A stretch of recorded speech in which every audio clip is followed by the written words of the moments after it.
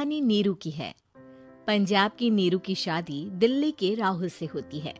दिल्ली कितना बड़ा शहर है ना, लेकिन आप लोगों का घर तो बहुत छोटा है। हमारे पंजाब में तो ये बड़े बड़े घर होते हैं कि मजा ही आ जाता है। कोई बात नहीं नीरू, मैं भी तुम्हारे लिए बहुत बड़ा मकान बनाऊंगा बहुत जल्दी। नीरू के पिता जहाँ पंजाब के जाने माने व्यापारी थे, वहीं उसका पति राहुल दिल्ली में एक सिंपल नौकरी करता था। माँ, यहाँ तो घी मक्खन इतना महंगा है कि क्या बताऊं। मैं तो तरस ही जाती हूँ घी खाने के लिए। नीरू की माँ को ये सुनकर बहुत दुख होता है। मेरी बेटी को घी नसीब नहीं हो रहा है और ये बहू यहाँ बैठकर घी में शक्कर डाल रही है।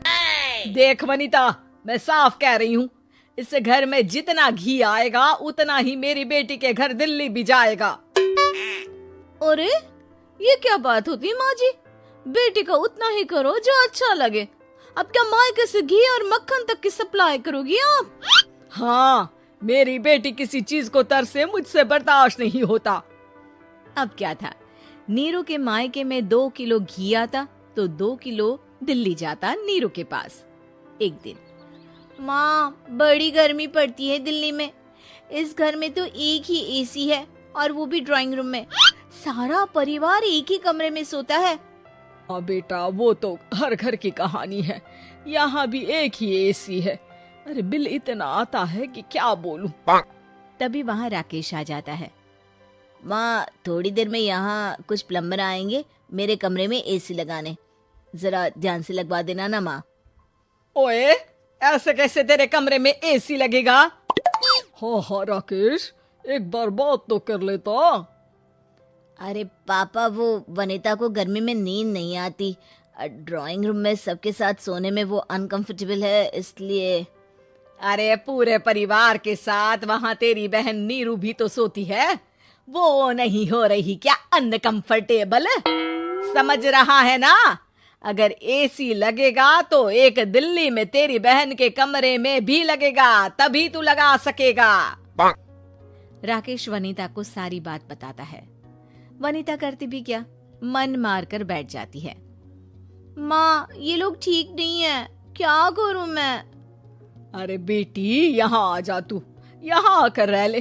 अरे छोड़ दे ऐसे पति को। कैसे छोड़ दूं माँ?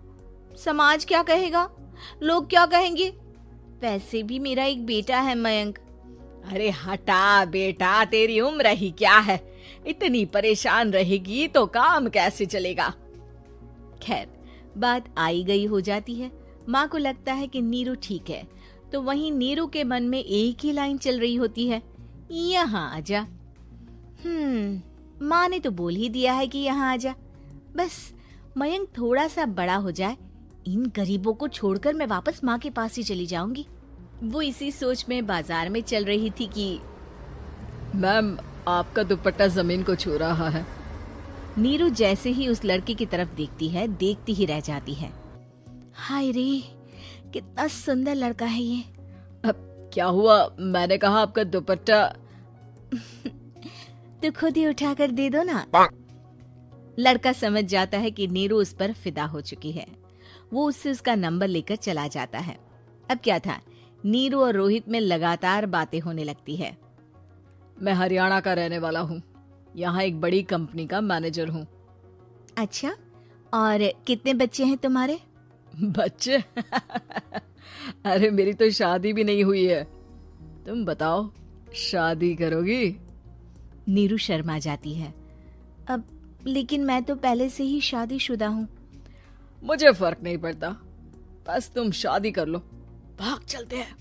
बहुत पैसे वाला हूँ मैं, हमेशा खुश रखूंगा तुम्हें। नीरू रोहित से मिलकर सारा प्लान बना लेती है और फिर एक दिन घर से भाग जाती है। दोनों शादी कर लेते हैं। शादी के बाद, क्या बात है नीरू, तुम्हें परेशान सा देखता हूँ, सब ठीक तो है ना? हाँ हाँ, सब ठीक है।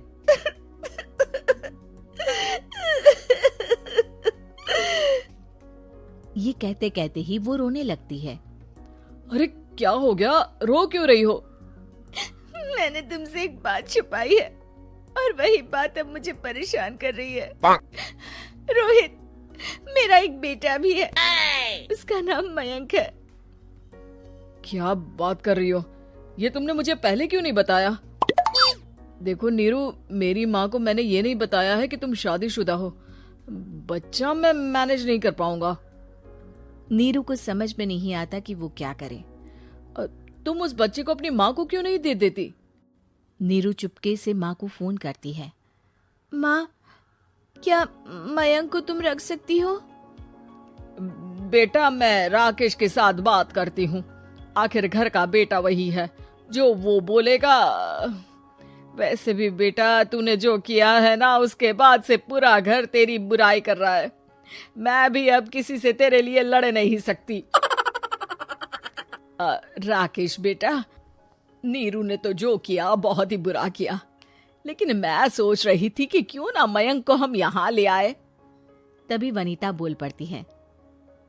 वाह जी, ऐसे कैसे यहाँ ले आए? यहाँ क्या भंडारा भरा है? और जिस बच्चे की माँ ने नहीं सोचा, उसके लिए हम क्यों सोचे? नीरू को एक बार तो अपने बच्चे के बारे में सोचना चाहिए था ना। अरे लेकिन तेरे पास भी तो लड़का नहीं है ना वनीता। माँ, वनीता ठीक बोल रही है।